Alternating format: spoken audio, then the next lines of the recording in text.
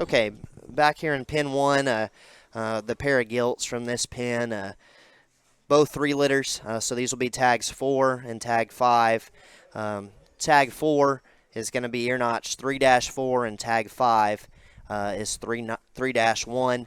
We'll start there with the belted gilt that's facing Lawson. We'll try to get her to drag across there. That's tag 4, ear notch 3-4. So, again, those are Cage the Elephant, Goosebumps, Best Man. Sal would have won the Hamps at Jim Wells, and that Sal's brother would have won the Hamps at the SIFT one day and then ended up as a class winner there at Kansas City. That old Best Man Sal that's the grandma of that litter was kind of a mainstay around here for a very, very long time. One of my favorite females we ever got to work with from the standpoint of you knew every litter was going to have pigs that won purple banners.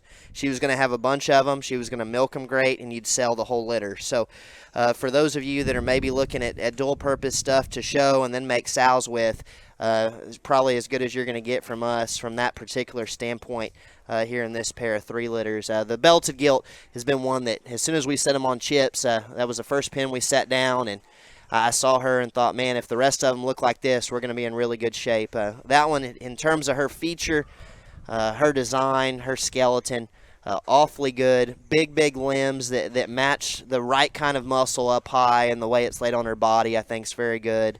Very good colored, and like all the cages, dense featured and has the extra hair to kind of go with it and the dark complexion. That's so trendy right now along with it. That gilt is one that I think is unique from the standpoint of she could be as equally as good of a market hog, I think, as she is a breeding gilt.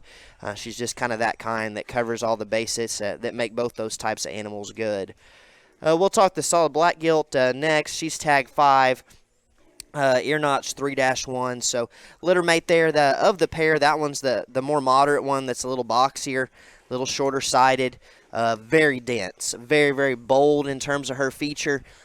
In person, the size of her arm, size of her ankle, I think is exceptionally good. Her angles off both ends are so good. She's so loose. She's got a hind leg that's big and bendy. You get up on that one. Her turn to her upper rib cage and back and spread to her pins, I think's very, very good as well. That gilt looks like she'll stretch a ways in terms of how old you can show her and keep her within the weight window there with the way she's bred, the way she's built, her proportions, her length of body look like one that can very easily reach into October and even November. And I know that normally this age we'll even have some folks from out west thinking Phoenix already, and that could be one that has a big mature gilt at Phoenix. I think could fit the bill certainly as well. Good pair of pigs, like their feature, like their skeleton, love the way they're bred. Very good hogs that normally with that genetic lineage wouldn't leave, but we've got an overloaded sow barn right now, so we're letting go of more gilts than we've ever had before. So good pair, very, very nice. Think a lot of these.